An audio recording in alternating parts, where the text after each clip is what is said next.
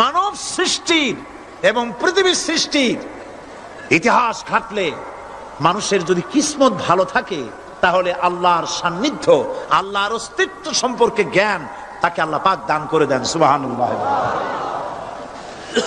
পৃথিবীর সৃষ্টির ব্যাপারে বুদ্ধিজীবীরা কি বলছেন দেখুন। পৃথিবীর সৃষ্টির ব্যাপারে বিজ্ঞানীরা বলছেন যে এই পৃথিবী এরকম ছিল না। তো কি রকম ছিল? এইটা সূর্যের পাশ থেকে একটা উজ্জ্বল শক্তিশালী জ্যোতিষ্ক দারুণ ফোর্স নিয়ে যাচ্ছিল। সেই ফোর্স সহ্য করতে না পেরে সূর্যের একটি দুর্বলতম অংশ সূর্য থেকে ছিটকে মহাশূন্যে পড়ে গেল, আর ঘুরতে ঘুরতে এই পৃথিবীর অস্তিত্ব লাভ করলো। বিজ্ঞানের এই কথা যদি বিশ্বাস করতে হয় তাহলে আমাকে বলতে হয় এখন তো মানুষেরা আর পৃথিবীতে ধরছে না, ঠিক কিনা? কথা বলছেন না কেন? মানুষ পৃথিবীতে এখন ধরতেছে। বিভিন্ন দেশ খালি বলতেছে মানুষ কমাও, সন্তান কমাও, বিভিন্ন পদ্ধতি গ্রহণ করো, আর মানুষ বাড়ায়ও না, অস্থির হয়ে গেছে। তো মানুষের পদবারে পৃথিবী এখন ভর্তি। এখন কেন দয়া করিয়া আর একটা জ্যোতিষ্ক সূর্যের পাশ দিয়া গিয়া আর একটা দুর্বলতম অংশ সিটকে ফেলায় দিয়ে এরকম একটা পৃথিবী বানায় দেয় না? তার অর্থ হচ্ছে দুর্ঘটনার মধ্য দিয়ে যা হয় তা কখনো মানুষের গ্রহণযোগ্য হয় না, আর যা কিছু গ্রহণযোগ্য তা সবই পূর্ব পরিকল্পনা প্রসূত। যেমন দৃষ্টান্ত দিতে গিয়ে আমি বলি, দুটো গাড়ি মুখোমুখি হয়ে অ্যাক্সিডেন্ট করলো, কাঁচগুলো ভেঙে ভেঙে চুরমার হয়ে গেল। এই মুহূর্তে চশমায় লাগানো যায় এরকম একটা সাইজ করা কাঁচ পাওয়া যাবে কি? পাওয়া যাবে? রেলগাড়ি অ্যাক্সিডেন্ট হলো, হাজার লোহার টুকরা পড়ে গেল, এক্ষুনি একখান কোদাল, একখান খন্তা, একখানা শাবল, একখানা দা, একখানা বটি অথবা জুতোয় মারার মতো একটা ছোট্ট পিনও প্রস্তুত আকারে পাওয়া যাবে কি? তাহলে বোঝা গেল অ্যাক্সিডেন্টের মাধ্যমে যা কিছু হয় তা মানুষের গ্রহণযোগ্য নয়, যা কিছু গ্রহণযোগ্য তা সব পূর্ব পরিকল্পিত। এখন আমি বলবো বিজ্ঞানীদের কথা মতো যদি সূর্যের কোন দুর্বলতম অংশ মহাশূন্যে পড়ে এই পৃথিবী হয়ে থাকে তাহলে এটা পরিকল্পনার ভিত্তিতেই হয়েছে। সেই পরিকল্পনাকারীর নাম কি? বলেন নাম কি?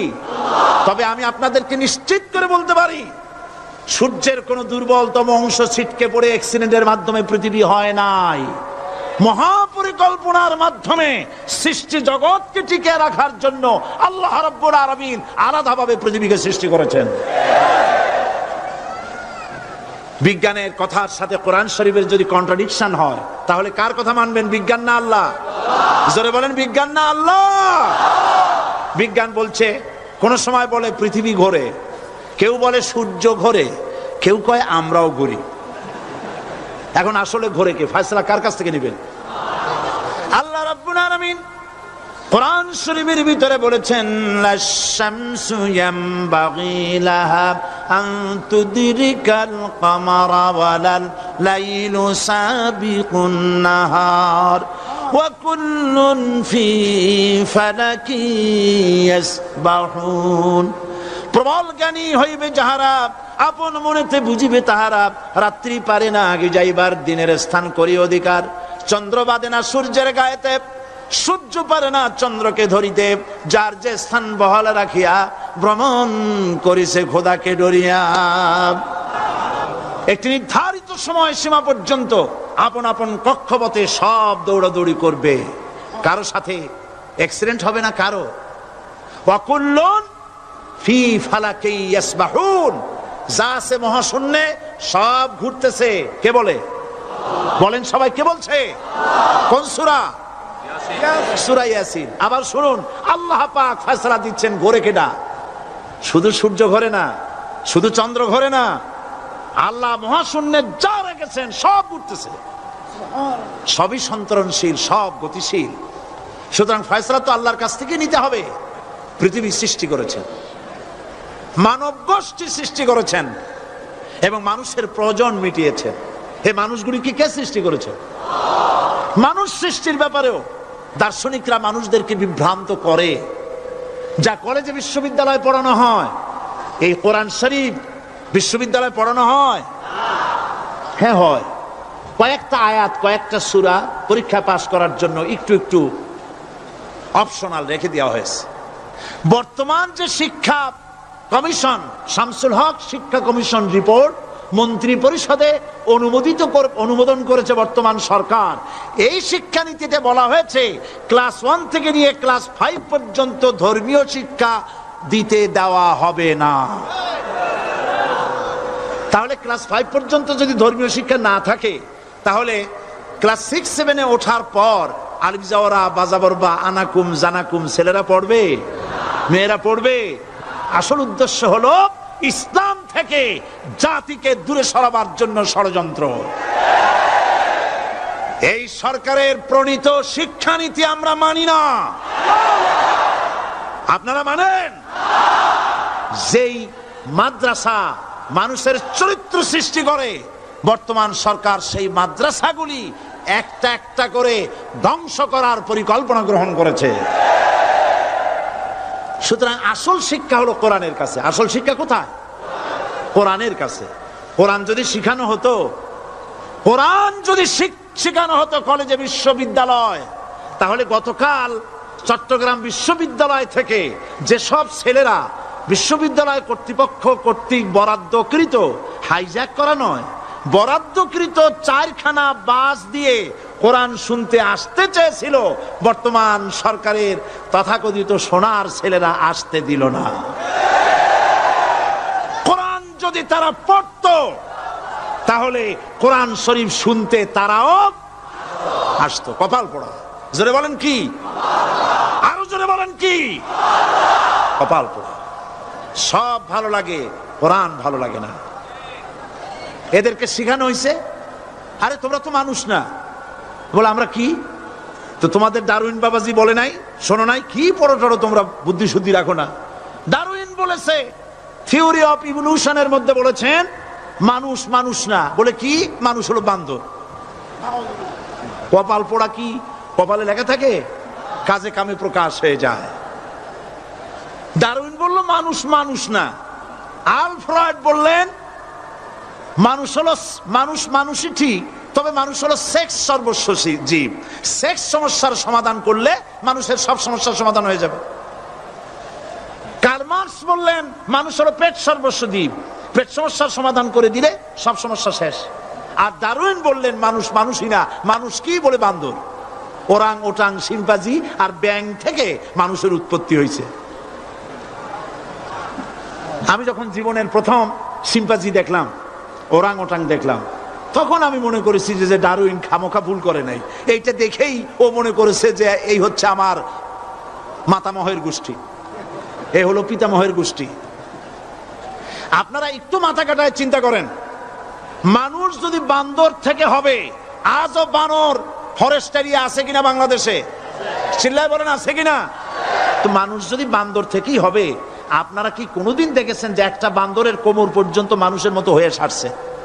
আর কিছুদিন গেলেই পুরা মানুষ হয়ে যাবে। গলা পর্যন্ত মানুষের মতো হয়ে গেছে, আর কদিন গেলেই মানুষ হয়ে যাবে। দেখছেন কখনো?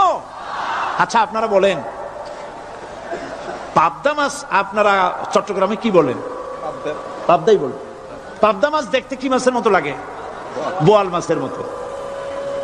কোন পাগলে কি বলছে কথা যে বোয়ালের পূর্বপুরুষ পাবদা? পাবদাগুলি পুটি টুটি খাইয়া খাইয়া আস্তে আস্তে বোয়াল হয়ে গেছে, এ কথা কেউ বলে? আচ্ছা, শোলের যে ছোট সাইজ, শোল মাছ, গজাল মাছ, এর যে ছোট্ট সাইজ ভর্তা করে খায়, শুটকি বানায় খায়, ওগুলোর কি বলে? টাকি মাছ। এই টাকি মাছ দেখতে শোল মাছের মতো। কেউ পাগলকে আজ পর্যন্ত বলেছে যে শোল মাছের পূর্বপুরুষ টাকি, টাকিগুলা সার মার খাইয়া আস্তে আস্তে শৌলে পরিণত হয়ে গেছে? কেউ বলেছে কখনো? ডারউইন কয় বোতল খাইয়াছে এই মতবাদ লিখছে আল্লাহই ভালো জানে। যে বান্দরের থেকে মানুষ আবিষ্কার হয়েছে, নাউজুবিল্লাহ। এগুলি পড়ানো হয় কলেজে বিশ্ববিদ্যালয়, তাই আমাদের সোনার ছেলেরা বান্দরামি করে। ওদের যদি পড়ানো হইতো তোমরা বান্দরের গোষ্ঠী নও, তোমরা মানুষ, মর্যাদা কার বেশি, বান্দরের না মানুষের? এ পৃথিবীর প্রথম মানুষকে আদম আলাইহিস সালাম। আদম হইছেন কি দিয়ে? মাটি দিয়ে। আল্লাহ রাব্বুল আলামিন যিনি মানুষ সৃষ্টি করেছেন, তিনি কোরআন শরীফের ভিতরে বলে দিয়েছেন, আমি প্রথমেই বলেছি, আপনারা লক্ষ্য করুন, এই কোরআন তাবিজের কিতাব নয়, এই কোরআন তদবিরের কিতাব নয়, ঝাড়ফুঁকের কিতাব নয়। কোরআন হলো পৃথিবীর মানুষের জন্য কোড অফ লাইফ, পূর্ণাঙ্গ জীবন বিধান।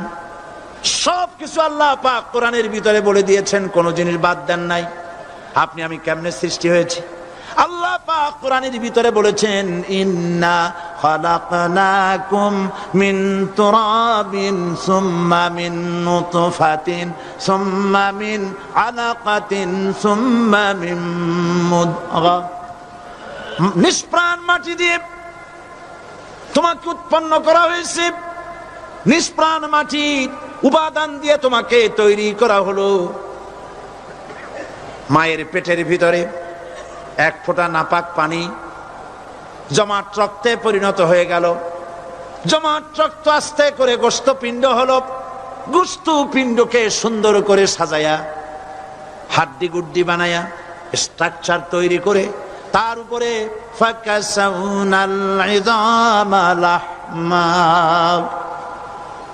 চামড়া দিয়ে গোস্ত দিয়া সাজায়া সুন্দর করে বানালাম। আল্লাহর পরিচয় শুনুন, আল্লাহ আমার কেমন আল্লাহ।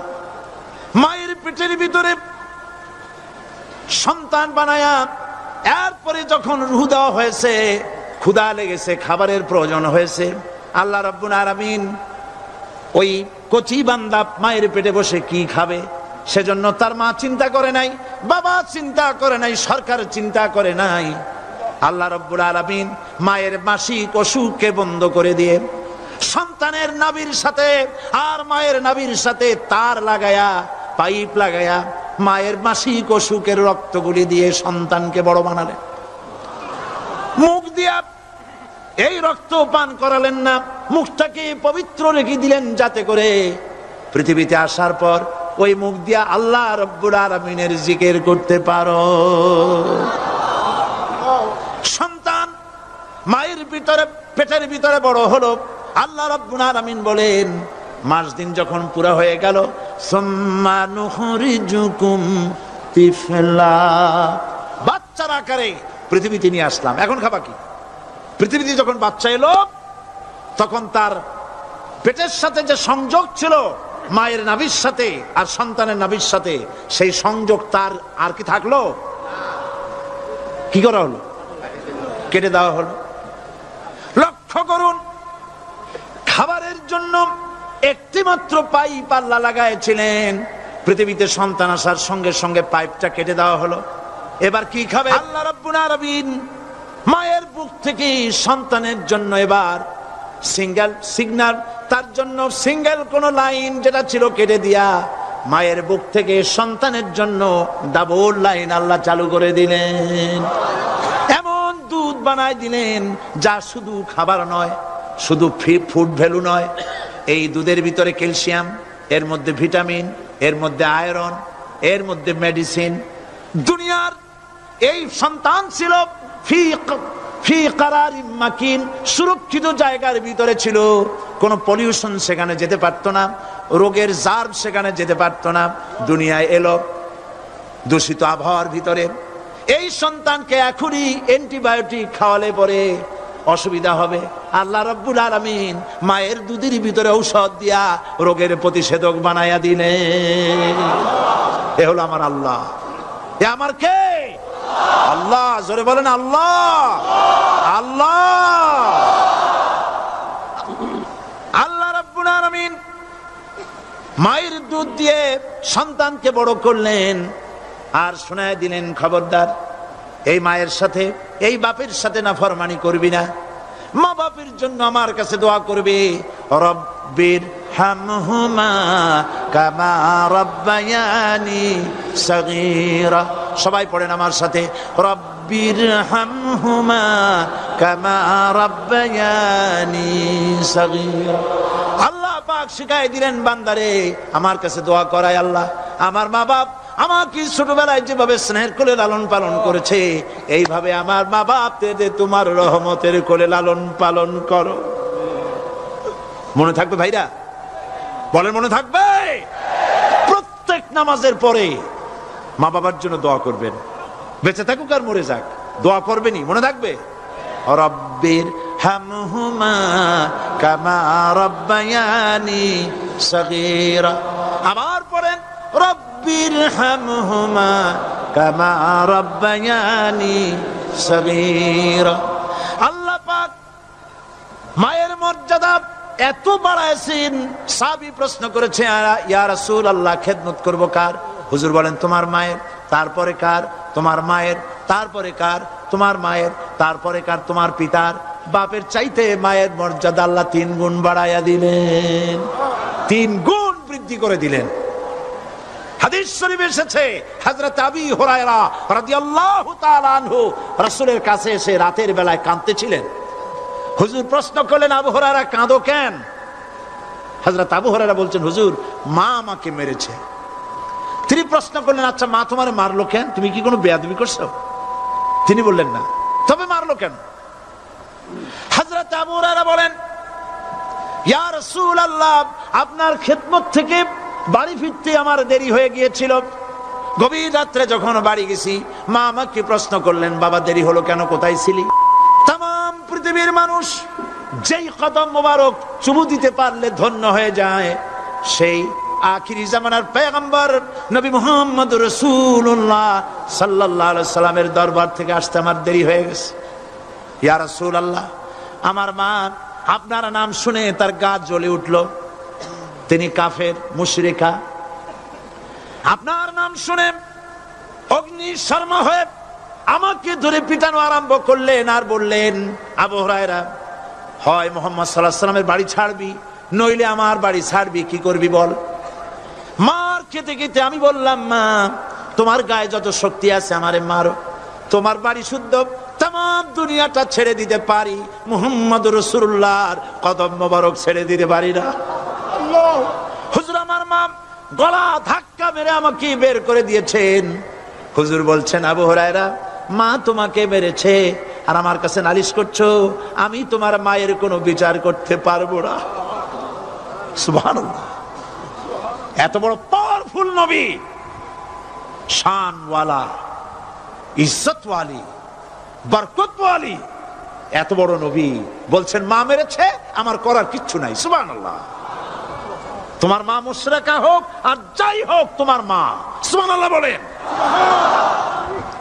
আমার বন্ধুগণ, হযরত আবু হুরায়রা বলেন, ইয়া রাসূলুল্লাহ মায়ের বিরুদ্ধে কোনো অভিযোগ নিয়ে আমি আপনার কাছে আসি নাই। হুজুর বললেন, কেন আসছো বলো খুলে। আবু হুরায়রা বলেন, হুজুর আমি জানি আপনি আল্লাহর দরবারে যদি কোনো ব্যাপারে হাত তোলেন আল্লাহ মঞ্জুর করে ফেলেন।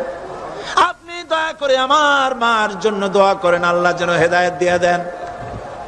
আমার নবীজি দুখানে হাত উত্তোলন করলেন, বললেন, আল্লাহুম্মা ইহদি উম্মা আবি হুরায়রা, আয় আল্লাহ আমি দোয়া করতেছি আবু হুরায়রার মাকে হেদায়েত নসিব করো।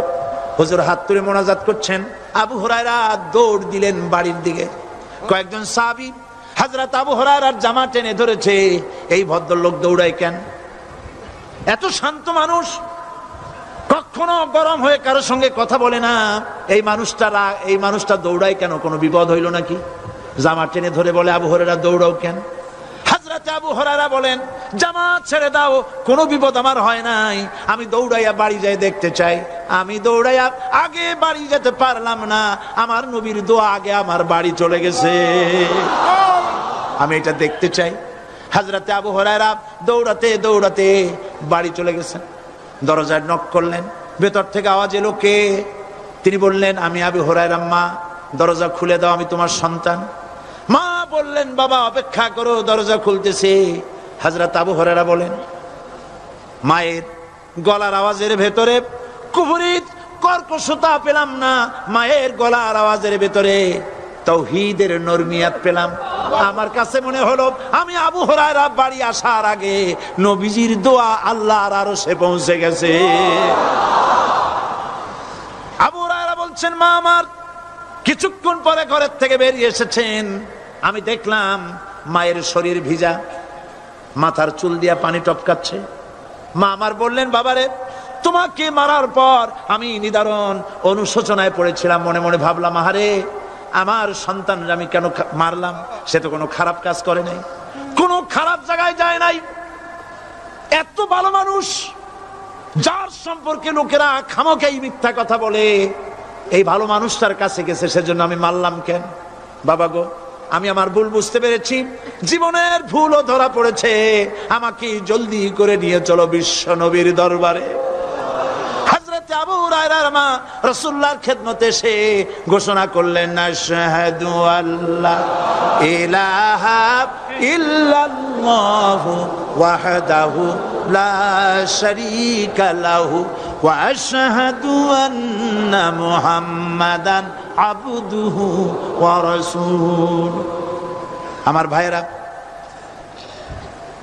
আল্লাহ রাব্বুল আলামিন মানুষ সৃষ্টি করে পৃথিবীতে পাঠায় দিলেন, খাবারের ইন্তজাম করলেন, এগুলি সব আল্লাহর পরিচয়। আল্লাহরে চেনার জন্য বড় বড় কিতাব ঘাটা লাগে না, কিসমতে যদি থাকে দুই একটা দৃষ্টান্ত যথেষ্ট হয়ে যায়। সুবহানাল্লাহ, সুবহানাল্লাহ, দুই একটা দৃষ্টান্ত যথেষ্ট।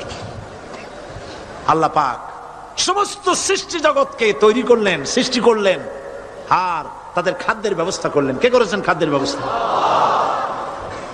খাদ্য দেন আল্লাহ। কিন্তু অহংকারী যারা, তারা বলে দেশের বাম্পার ফলনের জন্য সমস্ত কৃতিত্ব সরকারের। বলেন আস্তাগফিরুল্লাহ, বলেন নাউজুবিল্লাহ। এদের একজন বলছিল, 3 বছর কিছু দিবার পারুম না। লোকেরা কয় আমরা না খাইয়া থাকুম, আল্লাহ কয় আমিও দেহুম। কদ্দুর পারো না খাইয়া থাকতে? ফসল কে দেন? জোরে বলেন, কে দেন? বাম্পার ফসলের ফলনের দাবি সরকার করতে পারে না, এটা কুফরি, এটা শিরক। জমিনের ফসল কে দেন? আকাশের বৃষ্টি কার? পানি কার? সার কার? সব আল্লাহ পাক। আল্লাহ পাক কোরআন শরীফে বলেছেন, লাইন শাকারতুম লাযীদান্নাকুম ওয়া লাইন কাফারতুম ইন্না আযাবী লাশাদীদ। আমার নিয়ামতের শুকর যদি আদায় করো বাড়ায় দেব, আর যদি কৃতজ্ঞ হও, শুকরিয়া আদায় না করো, মস্ত বড় শাস্তি দেব। ফসল দেই আমি, আর শুকরিয়া আদায় করো তোমার বাজানে। ঠিক কিনা? শুকরিয়া আদায় করে কার? বাজানে। একটা লোকের, একটি মানুষের যেই প্রশংসা এই সরকার করলো, বিগত 4.5 বছর ধরে একটা মানুষের যত জিকির করলো, প্রশংসা করলো, ছবি টানাইলো, যদি এতটা জিকির, এতটা স্মরণ আল্লাহ রাব্বুল আলামিনের করতো, ওদের জন্য আল্লাহর জান্নাতের দরজা খোলা হয়ে যেত। প্রশংসা করবে কার? চিল্লায় বলুন, আল্লাহ পাকের প্রশংসা করো। খেতে দেওয়ার মালিক তিনি। আল্লাহ পাক বলছেন, আল্লাহকে, তার পরিচয় আল্লাহ তুলে ধরেছেন, ওয়ামা মিন দাব্বাতিন ফিল আরদি ইল্লা আলাল্লাহি রিজকুহা। এই পৃথিবীর ভিতরে এমন কোন বিচরণশীল জীব নাই যার রিস্কের দায়িত্ব আমি আল্লাহ গ্রহণ করি নাই। সুবহানাল্লাহ বলবেন না? রিস্কের দায়িত্ব কার হাতে? আচ্ছা দেখুন তো, পৃথিবীর সমস্ত সরকারের কাছে বিভিন্ন মন্ত্রণালয় আছে না? খাদ্য মন্ত্রণালয় বলে কোন মন্ত্রণালয় আছে কিনা? আছে। খালি কয় খামু আর খামু। খাদ্য মন্ত্রণালয় আছে, থাকার পরেও মানুষ না খাইয়া মরে। ঠিক কিনা? এবার একটু তাকান তো, জ্ঞানের চক্ষু দিয়া তাকান। ফরেস্ট এরিয়া বাঘ আছে কিনা? নাই। সিংহ আছে কিনা? গন্ডার আছে কিনা? হাতি আছে কিনা? বিশাল বিশাল প্রাণী আছে কিনা? জঙ্গলে ছোট্ট প্রাণী থেকে, পোকা থেকে শুরু করে গন্ডার পর্যন্ত, টুনটুনি পাখি দিয়ে শুরু করে ঈগল পাখি পর্যন্ত, নদীর ভিতরে ছোট্ট চুনু পুঁটি থেকে শুরু করে তিমি মাছ পর্যন্ত। প্রাণী তত্ত্ববিদরা বলেছেন সমুদ্রের ভিতরে এমন এমন বড় বড় তিমি আছে যে একটা তিমির ওজন 5000 টন পর্যন্ত হয়ে যায়। 5000 টন তিমিটার ওজন। এর যখন বাচ্চা হয় তখন বাচ্চার দৈনিক দুধ লাগে 50 থেকে 60 মণ পর্যন্ত। কে ব্যবস্থা করে? রুহান মান ফেরেশতা। তো ওর মা যেমন বাচ্চা তো সেরকম হবে, ঠিক কিনা? কে দেয় খাবার? এবার দেখেন তো আপনার দেশের এই জঙ্গলে কত হাতি আছে। হাতিরা মিছিল করে আসছে যে আল্লাহ আমাদের এখন আর খাইতে যাইতে দিতে পারে না, বাংলাদেশের গভর্নমেন্ট কিছু দাও। আসছে না, খাইয়া ক্ষুধার জ্বালায় হাতি মরেছে, বাঘ মরেছে, সিংহ মরেছে। এর কোন দৃষ্টান্ত আছে? ক্ষুধার জ্বালায় আকাশের উড়ন্ত পাখিরা ছটফট করে মারা গেছে, দৃষ্টান্ত আছে? নদীর মাছেরা ক্ষুধার জ্বালায় ভেসে উঠেছে, না খাইয়া মরে গেছে, দৃষ্টান্ত আছে? মহান আল্লাহ রাব্বুল আলামিন কোরআন শরীফের ভিতরে বলেছেন অনেক প্রাণী এমন আছে যারা তাদের খাদ্যকে সঞ্চয় করে না, খাদ্যকে জমা করে না, আহরণ করে না। সকাল বেলায় একটা খাবার খেলো, দুপুরে কি খাবে তার জানা নাই। শকুন পৃথিবীর মাটি থেকে 3 মাইল উপরে ওড়ে, তার চোখকে আল্লাহ পাক এত তীক্ষ্ণ বানিয়ে দিয়েছেন। এই চট্টগ্রামের কোথায় মরা গরু আছে 3 মাইল উপর দিয়ে দেখতে পায়? সুবহানাল্লাহ করতে ইচ্ছে করে না।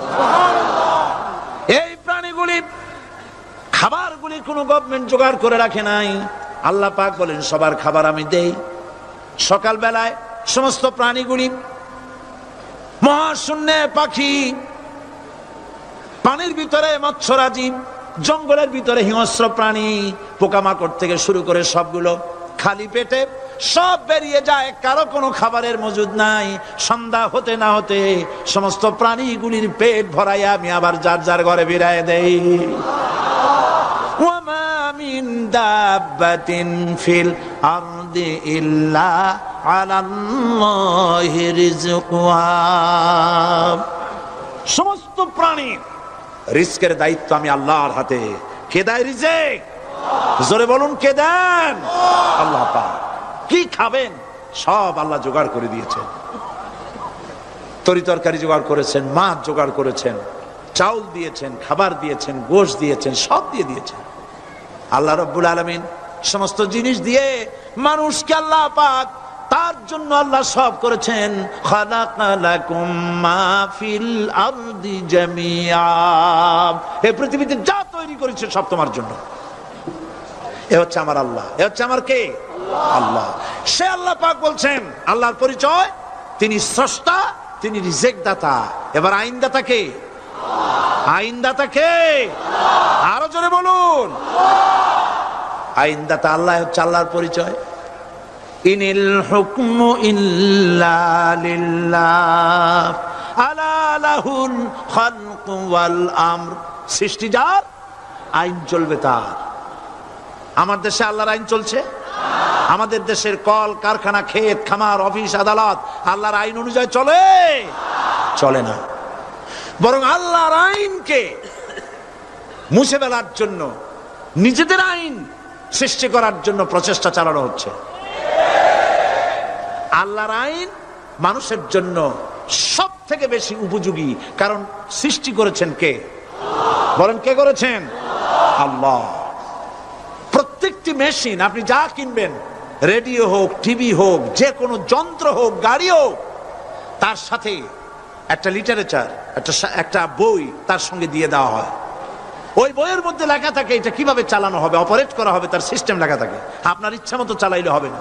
এই মানব গোষ্ঠীকে সৃষ্টি করেছেন। এখন আপনি যদি আপনার আইন মতো চালান, তা কি চলবে? চলবে না। আপনি আপনার আইন মতো চালাচ্ছেন, ভালোভাবে চলতেছে? চলতেছে না। স্বরাষ্ট্রমন্ত্রী বলতেছেন সন্ত্রাসীদেরকে মাটির তলা থেকে খুঁজে বের করা হবে, কিন্তু নাকের উপর দিয়া ব্রিফকেস চুরি হয়ে যায়, উনি তা ধরতে পারেন না। এই হলো আইন। অনাবরত খুন হচ্ছে, অনাবরত সন্ত্রাসী তৎপরতা চলছে। আর ওনারা বলছেন আগের থেকে এগুলি চলে আসছে, একজনের খুনের বিচার না হইলে এরকম খুন তো হইতেই থাকবে। তাহলে খুনকে, হত্যাকে, সন্ত্রাসকে সরকার জাস্টিফাইড করছে। নাউযুবিল্লাহি মিন যালিক। এই জন্য আইন হতে হবে আল্লাহর। আইন হতে হবে কার? চিল্লায় বলেন আল্লাহ পাকের আইন হতে হবে। আমি একদিন পার্লামেন্টে বলেছিলাম, আমার দেশের নেতা নেত্রীরা বারবার হজ করতে যান, উমরা করতে যান, সেখান থেকে আসার সময় কি আনেন? আতর, পাথর, সুরমা আর খুরমা, এই কিছু নিয়ে আসলেন। কিন্তু আমি বলেছি, আপনারা কি কিছু চোখে দেখেন না? পার্লামেন্টে এইভাবে বক্তৃতা করেছে, কিছু চোখে দেখেন না? আমি প্রশ্ন করে আমি আবার জবাব দিচ্ছি, আপনারা যারা হজ করতে যান, উমরা করতে যান, হজের কথাই ধরি, এই হজ করতে যখন যান তখন মুজদালিফায় একটা রাত কাটাইতে হয়। সেটা কোন দিন? ইয়মে আরাফার পরের দিন।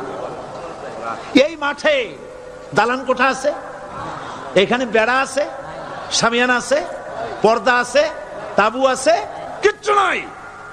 লক্ষ লক্ষ নারী আর পুরুষ পাশাপাশি শুয়ে থাকে, তাও সুবহানাল্লাহ কইতে ইচ্ছে করে না। সারা রাত জনে জনে পুলিশ পাহারাদার নাই। কিরকম মেয়ে এলো, চাঁদের সৌন্দর্য হার মানায় দিতে পারে এরকম সুন্দরী, এরকম সুন্দরী নারী, সুদর্শন পুরুষ পাশাপাশি রাস্তার ধারে মরুভূমির ভিতরে সারা রাত কাটাচ্ছে। ইয়মে আরাফার পরের রাতটা একটা রাত পুরা। এভাবে চলতেছে বছরের পর বছর, শতাব্দীর পর শতাব্দী, সহস্রাব্দীর পরে সহস্রাব্দী। আমি প্রশ্ন করি, পৃথিবীর ইতিহাসে কেউ কি এমন কথা বলতে পেরেছে, লিখতে পেরেছে যে মুজদালিফার রাতে সেখান থেকে 10টা নারী হাইজ্যাক হয়েছে, 5টা নারী লাঞ্ছিত হয়েছে? বলতে পারবে? গভীর রাত্রে পুরুষ সঙ্গী ছাড়া সুন্দরী রমণী, যুবতী রমণী একাকিনী নিজের ঘর ছেড়ে আল্লাহর ঘরে তাওয়াফ করতে আসে। তাওয়াফ সেরে তাহাজ্জুদের নামাজ পড়ে আল্লাহর কাছে মোনাজাত করে একা একা হাজার হাজার লাখো পুরুষের ভিতর থেকে আপন ঘরে ফিরে যায়। কারো বাবার হিম্মত নাই একবার তাকায় সে তো রূপ উপভোগ করার জন্য আবার তাকায়, অথবা তার আঁচল ধরে টান মারে। আছে ইতিহাস? কথা কন না কেন? সুন্দরী একটা মাইয়া মক্কা থেকে মদিনা থেকে পাওয়া যায় না, 15 দিন হয়ে গেছে। হয়েছে কখনো? এবার জবাব দেন, কেন হয় না? কেন হয় না? আমার দেশের মেয়েরা রাস্তা দিয়ে হাঁটতে পারে না। হাই স্কুল মেয়েদের কলেজ যখন ছুটি হয়, তথাকথিত সোনার ছেলেরা গেটের সামনে এতিমের মতো কালায় থাকে। অনবরত হাইজ্যাক হচ্ছে, ধর্ষণের সেঞ্চুরি হচ্ছে। আর ওখানে হয় না কেন? ওখানে হয় না এই কারণে, এই কোরআনের আইন আল্লাহ রাব্বুল আলামিন যে আইন দিয়েছেন, ওখানে আইন বলবৎ আছে। আছে নাকি? আছে কিনা? কোন পুরুষ কোন নারীকে ধর্ষণ করেছে যদি প্রমাণিত হয়, সে যদি ফাহাদের ছেলে হয় আর ফাহাদের মেয়ে হয়, কোরআনের শাস্তি হলো পাথর মেরে উড়াইয়া দাও। তাকে জানিয়ে দেওয়া হবে রেডিও টিভির মাধ্যমে, জেনাকারের ব্যভিচারীর শাস্তি হবে। চতুর্দিকে হাজারো লোকেরা দাঁড়াবে, হাতে পাথর নিয়ে পাথর মেরে তাকে তার গোশত হাড্ডি বাতাসের সাথে উড়ায় দেবে। একজন মানুষ আর একজন মানুষকে খুন করলো, এই আসামি ধরা পড়ে গেল, কোরআনের শাস্তি হলো যখন ধরা পড়বে প্রমাণিত হবে যেমন ভাবে হত্যা করেছে পরেও হত্যা করো। এই দৃশ্য, এই আইন যদি বাংলাদেশে যদি এই আইন চালু হয়ে যেত, খুনের আসামি ধরা পড়েছে জেনার আসামি, প্রকাশ্য ময়দানে এলো, সাক্ষী প্রমাণে কোর্টে প্রমাণিত হলো সত্যি সে খুনি। এই বিশাল আউটার স্টেডিয়ামের মাঝখানে খুনি কি দাঁড় করাও, চতুর্দিকে হাজারো লাখো মানুষ থাকুক, রেডিও টিভির ক্যামেরা কার্যকর হবে, পত্র পত্রিকার সাংবাদিকরা আসবে, তরবারির এক আঘাতে খুনির কল্লাটা উড়ায় দাও, দেহটা নিঃসাড় হয়ে জমিনে পড়ে যাবে। এই দৃশ্য যারা দেখবে সচক্ষে, রেডিওতে, পত্র পত্রিকায়, আর 1 বছরের ভেতরে খুন করার হিম্মত কারো কলিজায় উঠবে? জেনাকারের পাথর মেরে দেওয়া, পাথর মেরে উড়িয়ে দেওয়ার শাস্তি যদি চোখে কেউ দেখে, জেনা করার পুলক আর জাগবে? এটা নাম আল্লাহর আইন। এই আইন কার? এই আইন কার? এই আইন যতদিন পর্যন্ত বাংলার মানুষের, মুসলমানদের উপরে কার্যকরী না হচ্ছে, এই দেশে কার্যকরী না হবে, ততদিন পর্যন্ত হত্যা, ধর্ষণ, খুন বন্ধ হবে না। বন্ধ হবে। সুতরাং এই আইন হচ্ছে কার? আরো জোরে বলেন, আল্লাহ রাব্বুল আলামিন।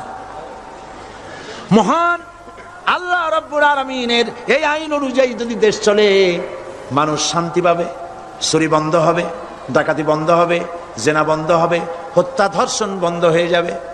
নবীজি এমন একটি আইন চালু করে দিয়ে, কোরআনের বিধান চালু করে দিয়ে এমন একটা সমাজ চালু করেছিলেন, যেই সমাজ সম্পর্কে হুজুর নিজে বলেছেন, খায়রুল কুরুনে কারনি, সর্বশ্রেষ্ঠ যুগ হলো কার যুগ?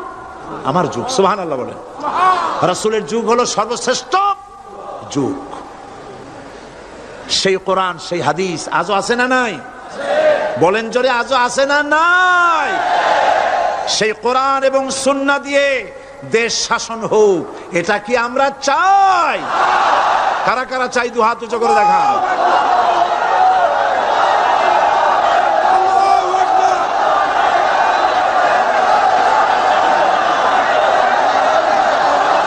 আরে ভাই, আপনারা দাঁড়ায় গেলেন কেন? বসেন বসেন। আমি তো একটা স্লোগান দিতে বললাম, হাত দেখতে চাইছি আমি, মাথা দেখতে চাই নাই। এই সুযোগে কোমরটা সোজা করে নিলেন। আচ্ছা বসেন, আর মহব্বতের সাথে জিকির করেন, লা ইলাহা ইল্লাল্লাহ, লা ইলাহা ইল্লাল্লাহ, লা ইলাহা ইল্লাল্লাহ, লা ইলাহা ইল্লাল্লাহ, লা ইলাহা ইল্লাল্লাহ, লা ইলাহা ইল্লাল্লাহ। জোরে সরে সবাই জিকির করেন, লা ইলাহা ইল্লাল্লাহ, লা ইলাহা ইল্লাল্লাহ, লা ইলাহা ইল্লাল্লাহ, লা ইলাহা ইল্লাল্লাহু মুহাম্মাদুর রাসূলুল্লাহ। বসুন, আমরা মুনাজাত করব। আল্লাহ রাব্বুল আলামিন আয়াতুল কুরসির ভিতরে আল্লাহর সার্বভৌমত্বের কথা বলেছেন, আল্লাহু লা ইলাহা ইল্লা হুয়াল হাইয়ুল কাইয়্যুম। পড়েন আমার সাথে সবাই, আল্লাহু লা ইলাহা ইল্লা হুয়াল হাইয়ুল কাইয়্যুম। আল্লাহ হচ্ছেন যিনি ছাড়া কোনো ইলাহ নাই, তিনি শাশ্বত চিরঞ্জীব। সুবহানাল্লাহি বিহামদিহি। আগামীকাল এর বাকি অংশ আমি আপনাদের সামনে আলোচনা করব ইনশাআল্লাহ। জোরে বলেন ইনশাআল্লাহ। দাঁড়ানো ভাইরা বসেন। আপনাদের পাশে যারা দাঁড়িয়েছেন অনুরোধ করে বসায় দেন। বলেন যে আর 5টা মিনিট বসেন, আল্লাহর রাস্তায় হাইটেন না। হ্যাঁ বলেন, বলেন আপনারা যে আল্লাহর রাস্তায় হাইটেন না, বসেন, সবাই বসেন। এত বড় মাহফিলের মুনাজাত, সুবহানাল্লাহ বলেন। চট্টগ্রামের ইতিহাসের শ্রেষ্ঠ মাহফিল, চিল্লায় বলেন সুবহানাল্লাহ। গোটা বিশ্বের কোরআনের শ্রেষ্ঠ মাহফিল, বলেন সুবহানাল্লাহ। যারা বলেন আলহামদুলিল্লাহ। আগামীকাল এ মাহফিলের আখেরি মুনাজাত হবে ইনশাআল্লাহ। বলেন ইনশাআল্লাহ।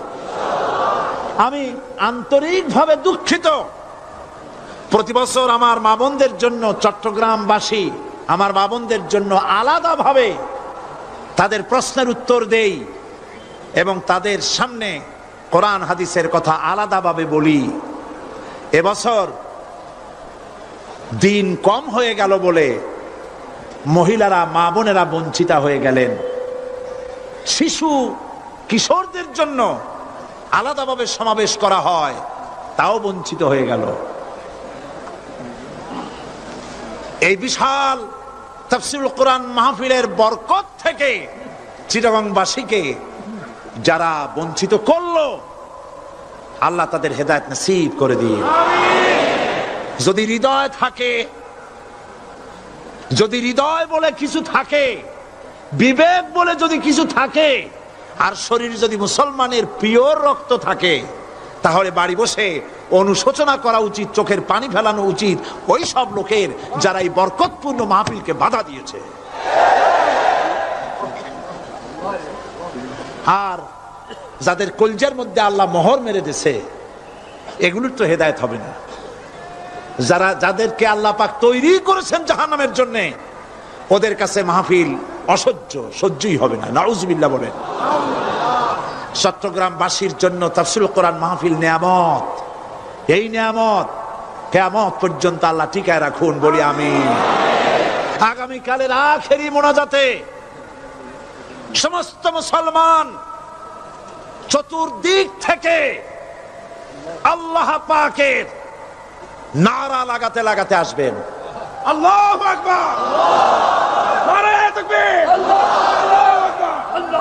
গোটা চট্টগ্রাম, গোটা চিটাগং শহর আগামীকাল কোরআনের মিছিলের শহর হবে ইনশাআল্লাহ।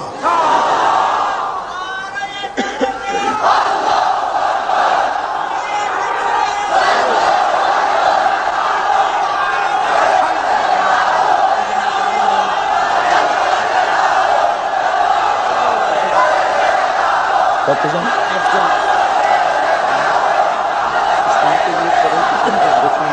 আপনি দেবেন।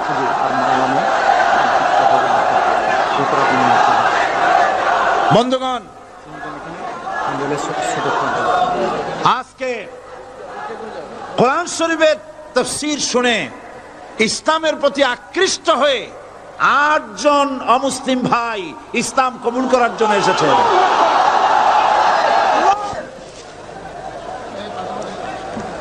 লা ইলাহা ইল্লাল্লাহু মুহাম্মাদুর রাসূলুল্লাহ। আল্লাহ ছাড়া কোনো ইলাহা নাই, মাবুদ নাই। মুহাম্মদ সাল্লাল্লাহু আলাইহি ওয়াসাল্লাম আল্লাহর প্রেরিত রাসূল। আশহাদু আল্লা ইলাহা ইল্লাল্লাহু ওয়াহদাহু লা শারীকা লাহু ওয়া আশহাদু আন্না মুহাম্মাদান আবদুহু ওয়া রাসূলুহু। আমি সাক্ষ্য দিচ্ছি আল্লাহ ছাড়া কোনো ইলাহা নাই, মাবুদ নাই, উপাস্য নাই। তিনি এক, তিনি একক, তার কোনো অংশীদার নাই। আমি আরো সাক্ষ্য দিচ্ছি মুহাম্মদ সাল্লাল্লাহু আলাইহি ওয়াসাল্লাম আল্লাহর বান্দা এবং তার প্রেরিত রাসূল। সকলকে বলো আসসালামু আলাইকুম। আপনারা সবাই জবাব দেন। আজ গতকালের 7, আজকের 9। আলহামদুলিল্লাহ, আমাদের এই ভাইরা এখন নিষ্পাপ, বেগুনা। আমাদের এই নবাগত ইসলামে দীক্ষিত নিষ্পাপ মুসলমানদের সাথে আমি আপনাদের পক্ষ থেকে আলিঙ্গন করছি।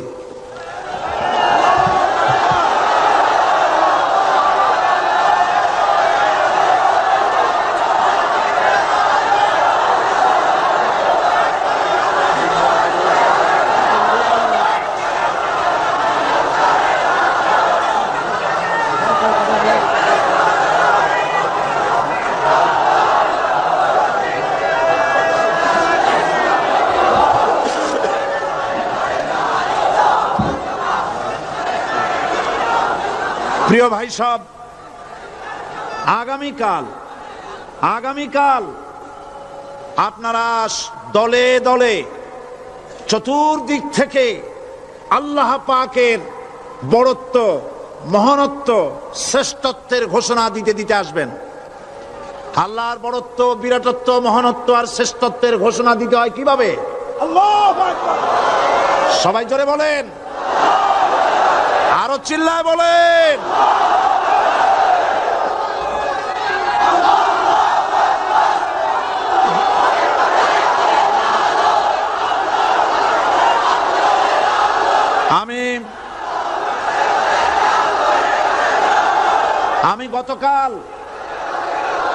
আমি গতকাল এই মাহফিলে পুলিশ প্রশাসনকে অনুরোধ করেছিলাম, আজকের মাগরিবের নামাজের মধ্যে 40 জন নিরপরাধ কোরআন পাগল মুসলমানদেরকে জেল থেকে মুক্তি দেওয়ার জন্য।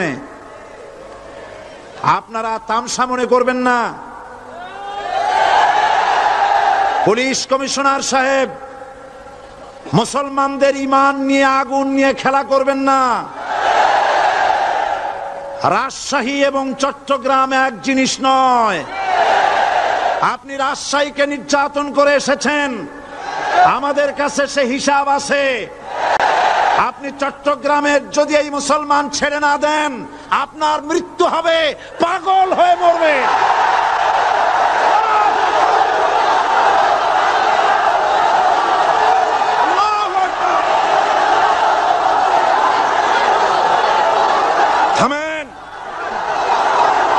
থামেন। আল্লাহর গজবকে ভয় করেন পুলিশ কমিশনার, আল্লাহর গজবকে ভয় করুন। এই লক্ষ লক্ষ জনতা আপনার গজবের মৃত্যু কামনা করে। আপনি যদি কালকের জুমার আগে 40 জন ছেড়ে না দেন, এই মাহফিল থেকে এমন কঠোর কর্মসূচি ঘোষণা করা হবে, গোটা চট্টগ্রাম অচল হয়ে যাবে।